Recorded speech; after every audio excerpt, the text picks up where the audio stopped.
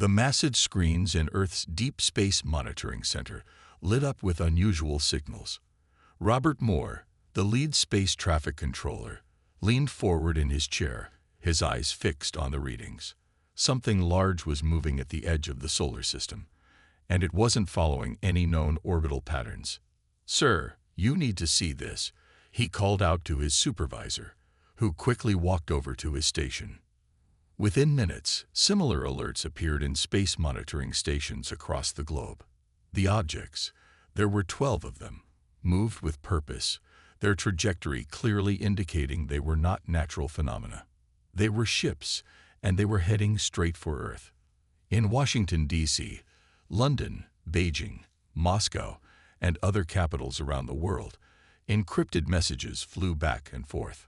The day they had prepared for over the last 50 years had finally arrived. Earth was about to have its first official contact with alien life. Inside the hidden command center beneath the Rocky Mountains, military leaders from various nations gathered around a circular table. They had trained for this scenario countless times. General William Stone, the head of Earth's Unified Defense Force, stood at the center of the room. "Ladies and gentlemen, Protocol 7 is now active. All defensive systems are to remain in stealth mode. Let them think we're just another primitive civilization." The alien ships crossed Neptune's orbit, their speed reducing gradually. Earth's quantum sensors, hidden in satellites disguised as space debris, captured every detail of the vessels. They were massive, each one nearly the size of Manhattan. The first transmission came 3 days later. "People of Earth," the message began, broadcasting on all frequencies in perfect English. "We are representatives of the Galactic Empire, bringing greetings and an invitation to join our grand civilization." The voice was smooth, almost melodious, but there was an unmistakable hint of superiority in its tone. "We have been observing your world and believe you are ready to take your place among the stars. Your acceptance into the Empire will bring you tremendous benefits." In the command center, General Stone watched the transmission with a grim smile. The quantum computers had already analyzed the Imperial ship's weapon systems, shield configurations, and power outputs. Earth's defenses were more than capable of handling anything these vessels could throw at them. "Send the response," Stone ordered. "Keep it simple." The message that went out was brief. "We acknowledge your presence. Maintain your distance." The response clearly caught the Imperial fleet off guard.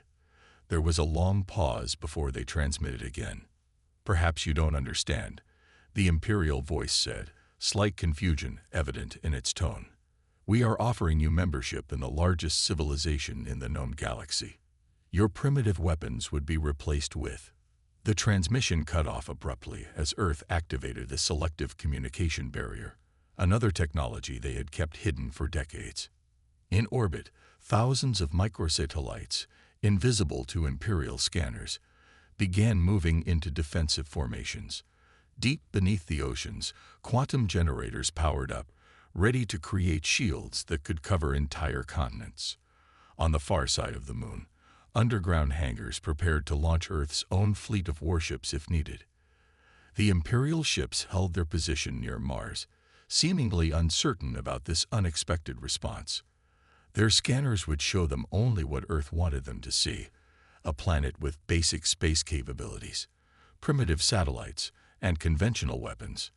In the command center, Moore, who had been transferred from the monitoring station, worked at his new station, tracking the Imperial fleet's every move.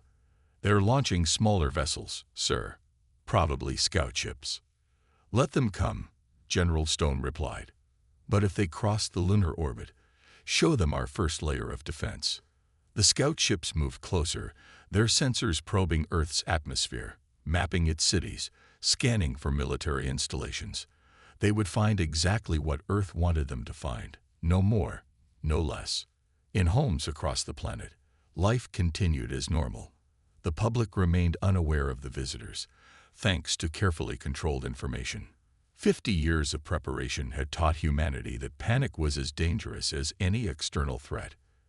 As the first day of contact drew to a close, General Stone sent one final message to all Earth's hidden defense installations. Stay alert. This is just the beginning. In high orbit, the Imperial ships maintained their position, unaware that they faced a civilization far more advanced and prepared than they imagined. Earth had declared its stance, no entry for the Galactic Empire, and it had the means to enforce it. 3 days after first contact, the space around Mars lit up with multiple flashes of light. The Imperial fleet had arrived in force.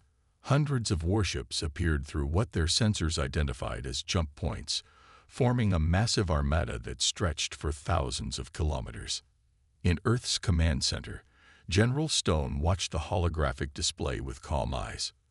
"Right on schedule," he muttered, taking a sip from his coffee cup. The main screen lit up with an incoming transmission. A tall figure appeared, wearing an elaborate uniform covered in medals and markings. "I am Admiral Marcus of the Imperial First Fleet. Your response to our advanced scouts was unexpected. I am here to personally extend the Empire's offer and ensure there are no misunderstandings."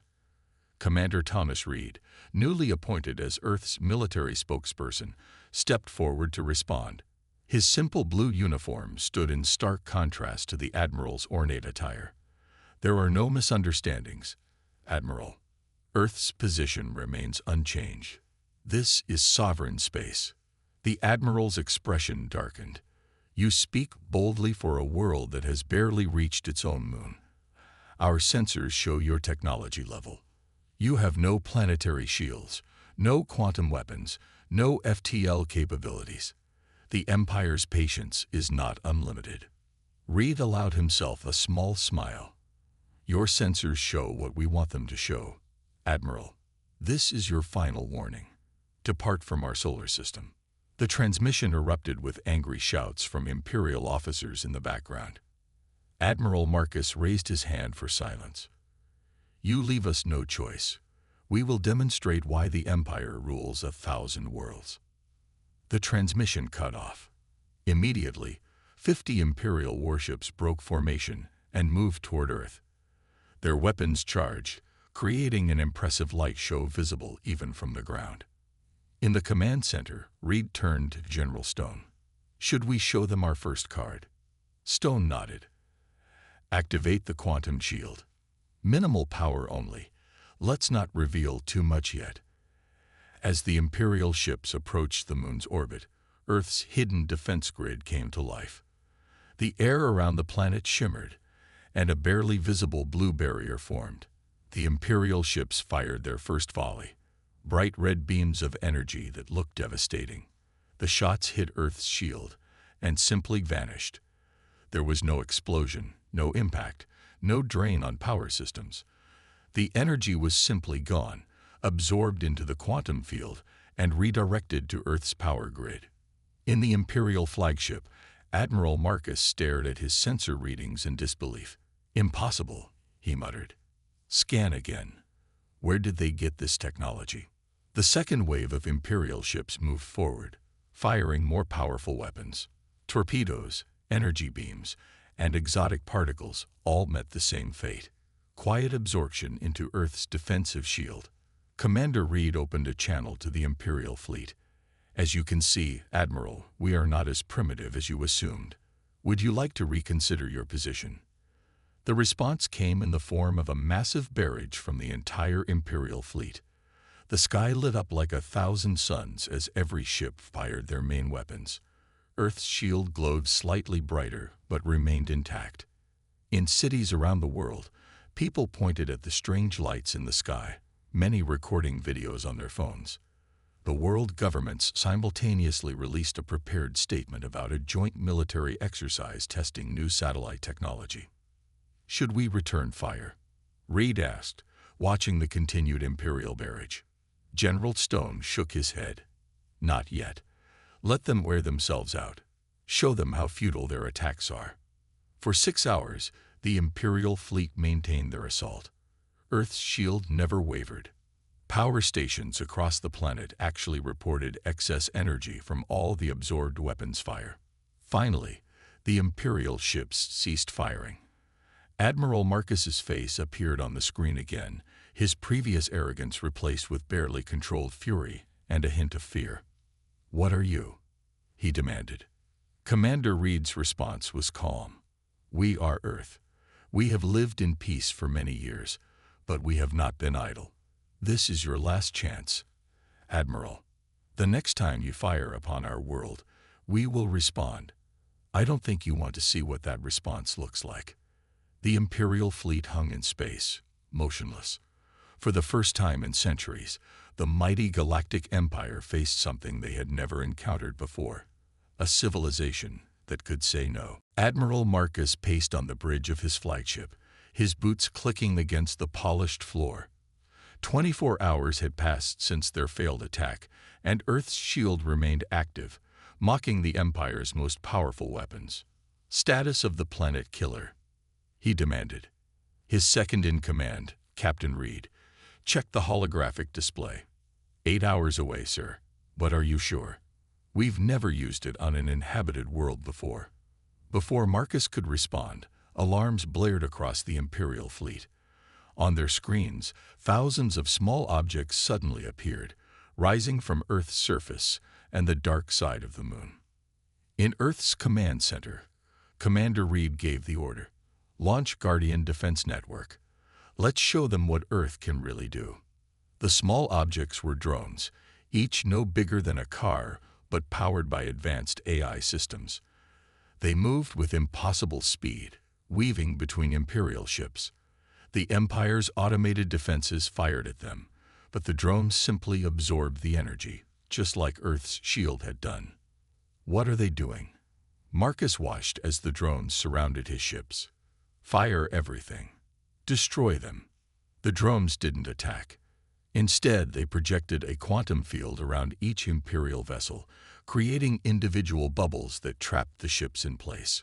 The mighty Imperial fleet, pride of the Empire, hung motionless in space. Commander Reed opened a channel to the Imperial flagship. "Admiral, meet Guardian, Earth's AI defense network. Your ships are now contained. Any attempt to fire weapons or activate jump drives will result in the energy being turned back on your own vessels." Marcus slammed his fist on his command console. "This is impossible. No civilization at your level could have this technology." "That's your second mistake," Reed replied calmly. "Your first was assuming we would submit to the Empire. Your second was believing your sensors about our technology level." On Earth, Dr. Anna Wells, chief of the Guardian Project, monitored the AI network's performance.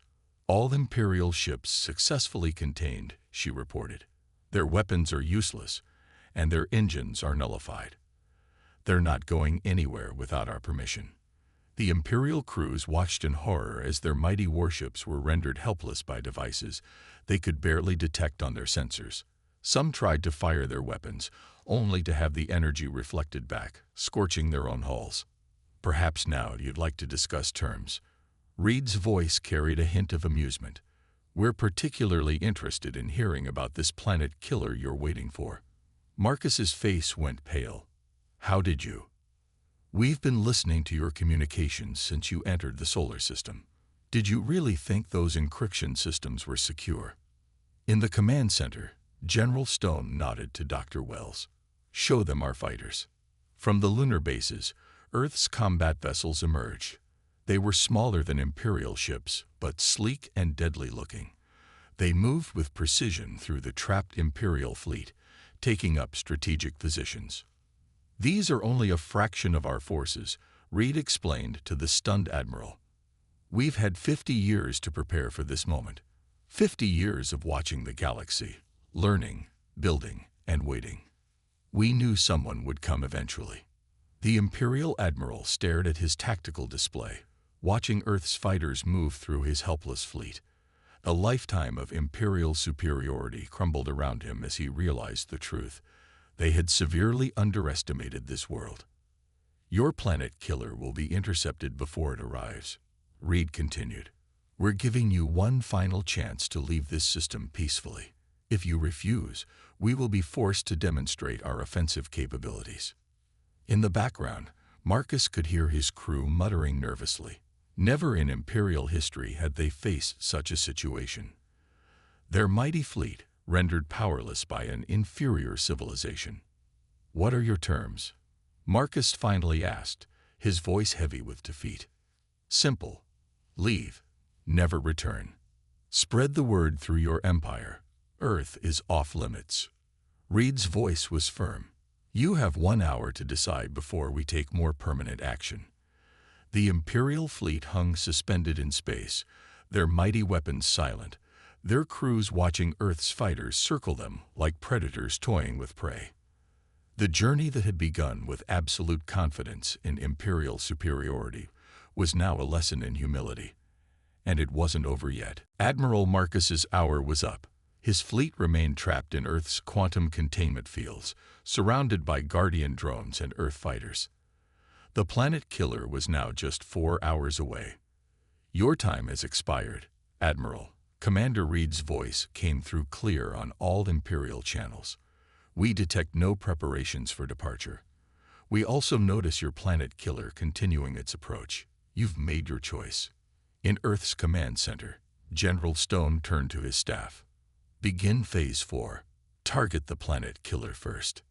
Deep beneath the Pacific Ocean, massive hangar doors opened. From the darkness emerged Earth's true warships. Each one was half the size of an Imperial vessel, but packed with technology that the Empire couldn't even understand. Leading the fleet was the EDS Defender, Earth's first true space battleship. Captain James Walker stood on the Defender's bridge, watching his tactical display. "All ships report ready, Command. Permission to proceed." "Granted." General Stone's reply was immediate. "Show them what we can really do." The Earth fleet accelerated at speeds that shocked the Imperial sensors. They passed the moon in seconds, streaking past the contained Imperial ships like rays of light. The Imperial crews could only watch through their viewports as Earth's warships demonstrated true technological superiority. "Impossible," Marcus shouted as he watched the sensor readings. "They're moving faster than our best ships." Commander Reed opened another channel. "Admiral, you're about to witness why Earth developed these technologies. We didn't build them to join your empire. We built them to protect ourselves from it." The Earth fleet reached the approaching planet killer in minutes. The massive Imperial weapon was the size of a small moon, bristling with weapons that could crack a planet's crust. But before it could power up its main gun, the Earth ships surrounded it. "Target locked," Captain Walker reported. "Quantum disassembly field ready." The Earth ships activated their primary weapons. There was no beam, no explosion, no dramatic light show.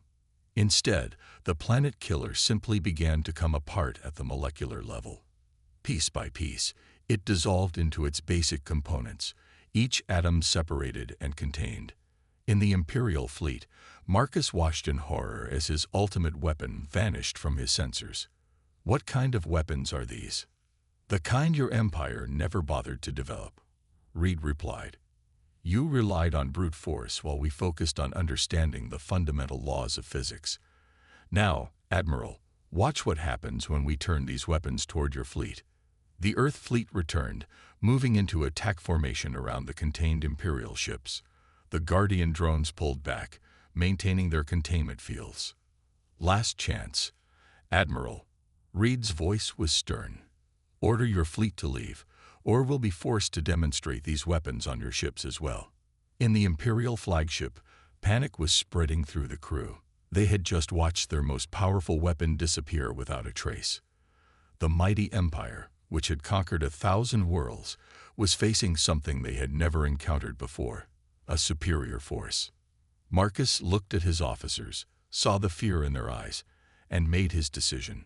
"All Imperial ships, prepare for full retreat. Plot jump coordinates to sector base." "A wise choice," Reed responded. "Dr. Wells, release the containment fields one ship at a time. Let them leave in order." The Guardian drones began releasing Imperial ships systematically. Each vessel immediately turned and activated its jump drive, disappearing into hyperspace. The mighty armada that had arrived with such confidence was now fleeing in fear. Finally, Only the flagship remained. Admiral Marcus stood rigid on his bridge, his pride shattered but his military bearing intact. "Remember this day," Commander Reed told him. "Remember what happened when you tried to force Earth to submit. Spread the word through your empire. This system is protected." The flagship's containment field dropped. Without another word, Marcus ordered the jump, and his ship vanished into hyperspace. In Earth's command center, General Stone looked at the now empty tactical display. "Send the recovery ships to collect the planet killer's remnants. Our scientists will want to study their technology." The Earth fleet moved into defensive positions around the planet, their quantum weapons powered down but ready. They had won this battle, but everyone knew the Empire wouldn't take this humiliation lightly. "Well done, everyone," Stone addressed his staff. "But stay alert. This was just the first round." 2 weeks after the first battle, Earth's quantum sensors detected a massive disturbance at the edge of the solar system. This time, the Imperial fleet wasn't just bringing warships. They were bringing their entire First Armada. In the command center, General Stone studied the incoming force. 5,000 ships, he announced. "They're not taking chances this time." Commander Reed pointed to an unusual reading on the main screen. "Sir, they're bringing 3 planet killers. And something else, something bigger." The massive object behind the Imperial fleet slowly came into focus on their sensors. It was a station the size of Earth's moon, its surface covered in weapon ports. This was the Empire's ultimate weapon, the Starbreaker. "Interesting name," Dr. Wells commented, reviewing the intercepted Imperial communications. "Apparently, it can trigger a star to go supernova." General Stone's face remained calm. "Time to activate Project Aegis. Get me the President." On the Imperial command station, Admiral Marcus stood with the Empire's Supreme Commander, a tall man known only as Lord High Admiral Blake. They watched as their fleet approached Earth. "This primitive world has insulted the Empire for the last time," Blake declared. "If they won't submit, we'll make their star destroy them." The Imperial fleet moved faster this time, having learned from their previous encounter. They spread out in a formation designed to counter Earth's quantum containment fields. The 3 planet killers took positions around the system, and the Starbreaker began powering its main weapon. But Earth was ready. Deep beneath the surface of the planet, in a chamber larger than any sports stadium, Dr. Wells stood before the Aegis control panel. "All systems ready, General. Waiting for your command." General Stone nodded. "Begin the sequence." Around Earth, space itself began to change. The quantum shield that had protected the planet shifted and expanded. Within seconds, it had grown to encompass the entire solar system. On the Imperial command station, alarms blared. "My lord," a sensor operator called out, "we're detecting strange readings. The entire system, it's being isolated from normal space." Commander Reed opened a channel to the Imperial fleet. "Attention Imperial forces. You are now within Earth's Aegis defense system. We control all of space-time within this sphere. Your weapons, including your Starbreaker, are useless here." To demonstrate, Dr. Wells pressed a series of commands. The 3 planet killers suddenly found themselves moving backward through time, their components returning to their raw materials.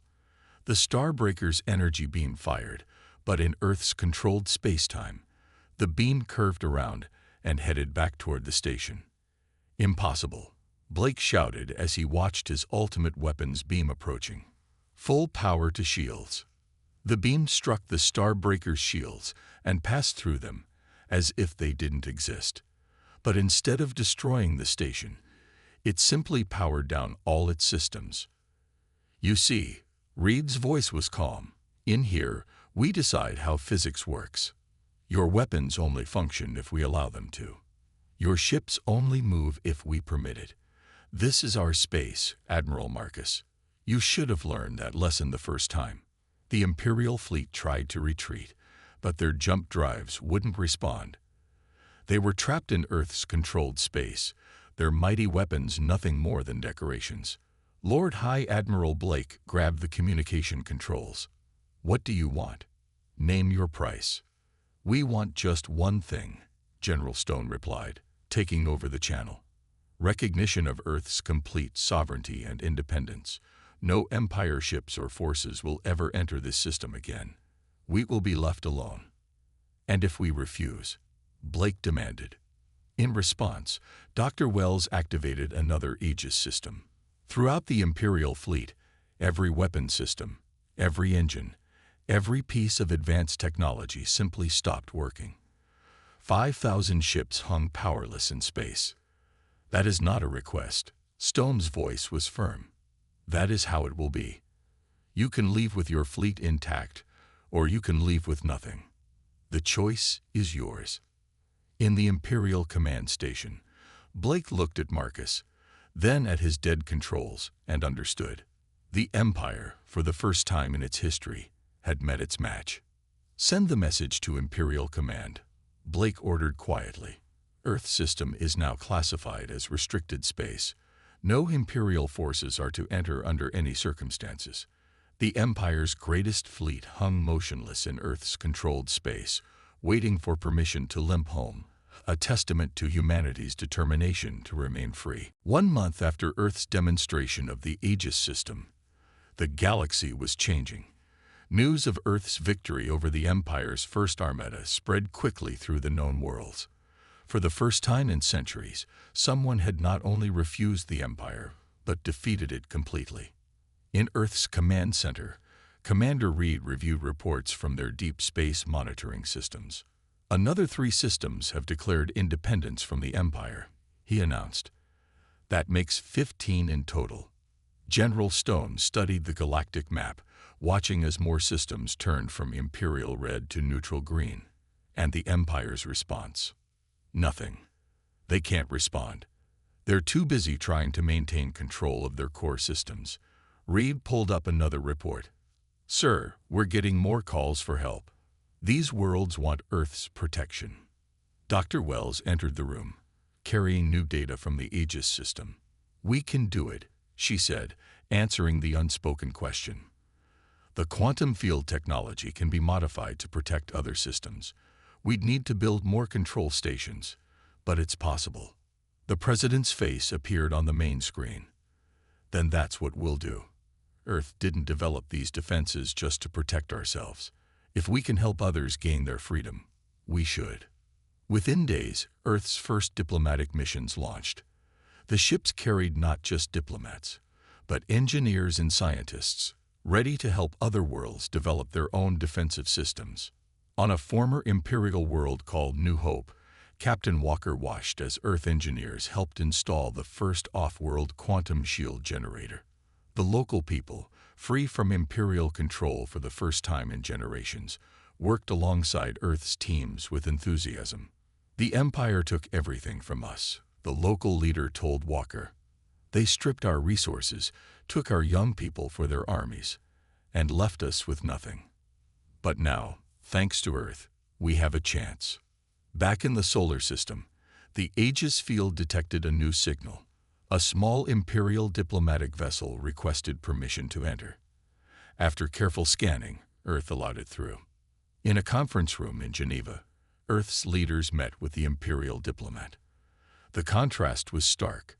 The Imperial representative in their ornate uniform, Earth's leaders in simple business attire. The Empire wishes to propose a treaty. The diplomat began, placing a data crystal on the table. We will officially recognize Earth's independence and the independence of any world under Earth's protection. In exchange for what? General Stone asked, though he already knew the answer. In exchange for the quantum field technology, the diplomat replied. The Empire will pay any price. Commander Reed smiled. The technology isn't for sale. Not to the Empire.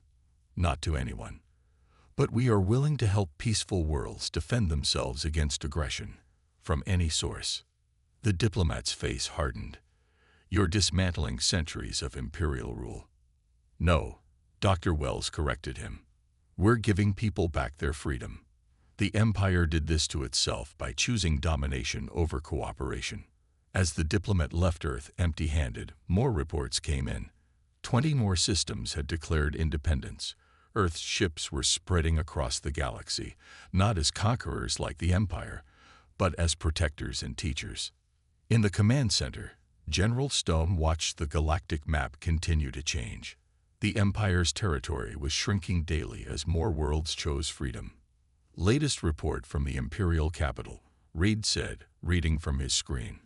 Lord High Admiral Blake has been removed from command. The Imperial Senate is in chaos. There's talk of complete governmental reform. And the First Armada? Stone asked. Still undergoing repairs from our demonstration. Most of their advanced weapons are being dismantled. They know they can't use them against worlds protected by quantum fields. Dr. Wells looked up from her work. Sir, we're getting a new signal. The Free Worlds Alliance wants to establish their capital on Earth. They're saying we've earned the right to lead. General Stone shook his head. Tell them no. Earth doesn't want to lead. We'll help, we'll protect, we'll teach. But every world should lead itself. That's what freedom means. The galaxy was transforming. The mighty empire that had ruled for centuries was crumbling, not through violence or war, but because one planet had shown the galaxy that freedom was possible. Earth had not just defended itself. It had sparked a revolution of hope. 6 months had passed since Earth first repelled the Empire. The galaxy had changed more in that time than in the previous 1,000 years.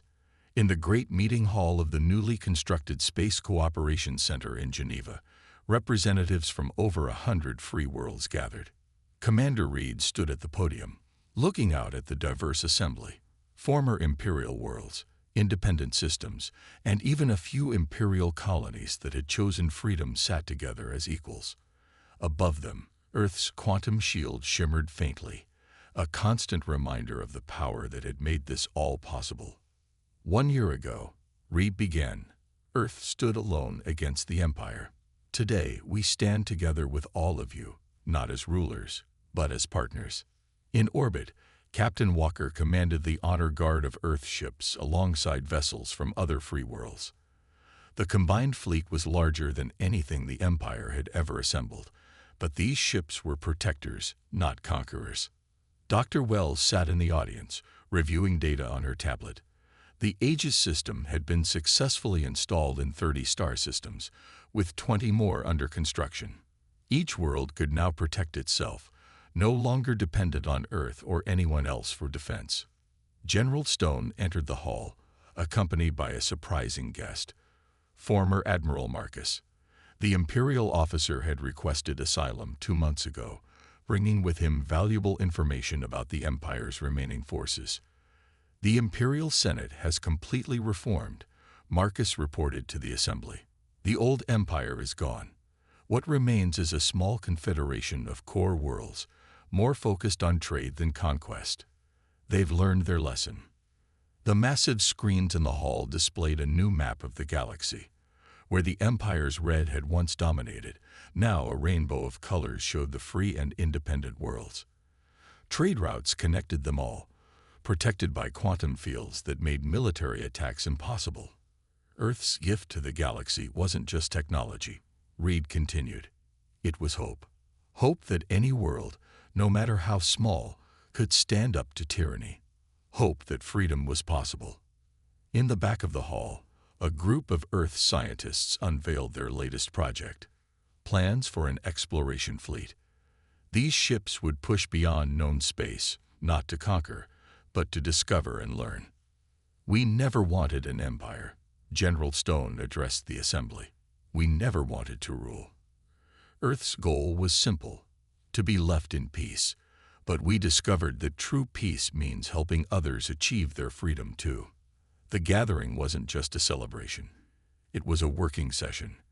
Representatives discussed trade agreements, shared defense protocols, and scientific cooperation. Earth's quantum technology had shown them that working together was more powerful than trying to dominate each other. Dr. Wells presented the latest breakthrough, a modified version of the Aegis system that could create stable transportation corridors between protected systems. Travel between our worlds will be faster and safer than anything the Empire ever achieved, she explained. Former Imperial citizens in the audience listened in amazement. The Empire had hoarded technology, using it to control others. Earth shared knowledge freely, helping every world build its own defenses and develop its own technology. The Age of Empires is over, Reed declared. Today marks the beginning of something new. An alliance of free worlds, each governing itself, but all working together for the common good. As the meeting concluded, the representatives signed the Galactic Cooperation Treaty. Its first article, proposed by Earth, stated clearly, no world may claim dominion over another. The sovereignty of each planet is absolute and inviolable. In Earth's command center, now serving as a coordination point for the free world's combined defense network, General Stone watched the ceremony on screen. A message flashed on his display. The last Imperial battle fleet had been dismantled. The ships would be converted for peaceful purposes. Incoming transmission from the Imperial core worlds, an operator announced.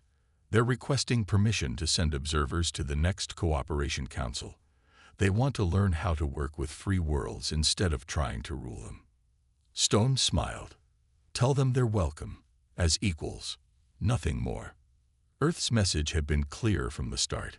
No entry for Galactic Empire. But what had begun as a defense of one world's sovereignty had led to freedom for all. The stars now belonged to everyone, and the future was bright with possibility.